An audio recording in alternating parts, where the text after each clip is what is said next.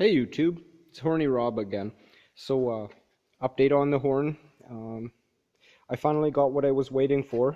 In the pursuit of absolute horniness and the quest to make the frequency of the horn lower, more foghorn-like, I ordered myself some 0.2 millimeter phosphor bronze, which is, I think, what they would use in a horn like this, research shows. And I got 2 sheets, just in because this stuff's a little hard to track down. eBay worked real well. Shipped straight from China, not terribly expensive. Oh, I think like $10 a sheet or something. I got 2 in case I would screw one up. And also, some train horns apparently use 2 thinner diaphragms separated by a gasket in between. So there's like a little air gap in between them.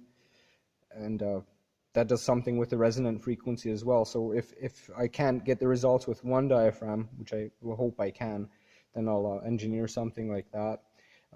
At this time, I have the horn apart, like the motor section comes right off, and it comes apart fairly easy. I'll show you what I did here for anybody who's curious. This is these pieces are the bottom of a table that would be in like a RV or a travel trailer or whatnot. They're the base that one's on the floor and one's on the table, and it has a post and it goes in between. I think they're 7-inch, so effectively we get like a 6-inch diaphragm area. To this, there's JB welded a bunch of PVC pipe fittings and whatnot. I try not to cut through everything all the way, just so I don't compromise it. It's glued together, kind of hogged out, so the air can go around. Comes out a metal tube that's JB welded in from the inside. I think it's meant for a sink bottom or something like that. And that's for the reason that originally when I tried this thing, it blew apart.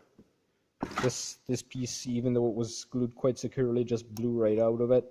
So I put this from the other side and JB welded it in so it keeps it structurally sound. I think this opening, I don't know, probably like 1 inch or something, is a little too small, which might be hampering me in my efforts. Hoping it tapers down kind of, so hopefully it's not much of an issue. If I'd build something different, I'd redo this part a little bit. The back side is again the same base, and I had like a spring tension set up here bolted from the back side, and that's why these holes were already here. But I just JB welded and bolted a plate to the back with a little nipple to go for my reg for the back pressure on the diaphragm.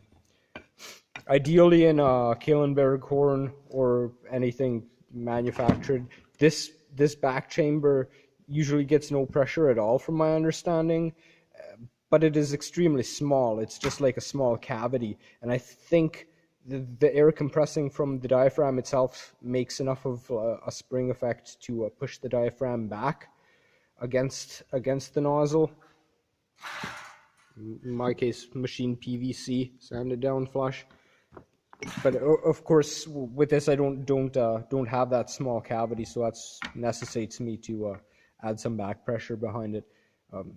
I think I actually get like higher volume because I'm like making the horn being able to withstand those higher pressures without leaking. Side effect: this diaphragm, this is what I was using before, polycarbonate, worked quite well. But this diaphragm is only maybe 50 honks old, and I took it apart just because I'm changing it to this one I made out of the phosphor bronze. But it's already, I don't know if you can see it, it's already showing signs of like fracturing, and that's what happened to the last one, is the center blew out of it. Nice chunk. These are from me over tightening it. But this in the middle is just wear and tear. And well, I'll get this all sealed up, and maybe on the weekend or whatnot, I'll see how she works. Horny Rob, over and out.